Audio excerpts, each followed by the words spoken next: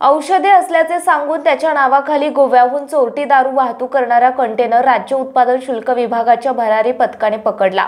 कंटेनरमध्ये औषधांच्या जागी 90 लाख रुपयांच्या व्हिस्कीच्या 45,600 बाटल्या आढळून आल्या।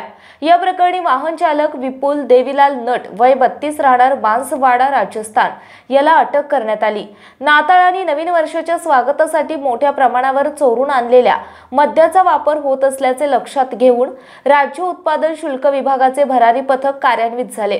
गोव्यामध्ये बनवलेली विदेशी दारू राज्यात विक्रीसाठी येणार असल्याची माहिती या पथकाला मिळाली। त्यानुसार या पथकाने खेड शिवापूर टोलनाक्यावर सापळा लावला। मिळालेल्या माहितीनुसार कंटेनर आल्यावर पोलिसांनी चौकशी केल्यावर चालकाने यात औषध असल्याचे सांगून त्या औषधांचे बिल, टॅक्स, इनव्हॉइस आणि ई-वे बिल दाखवून चकवा देण्याचा प्रयत्न केला। तेव्हा पोलिसांनी खात्री करण्यासाठी कंटेनर उघडला तेव्हा आतमध्ये व्हिस्कीच्या बाटल्या आढळून आल्या।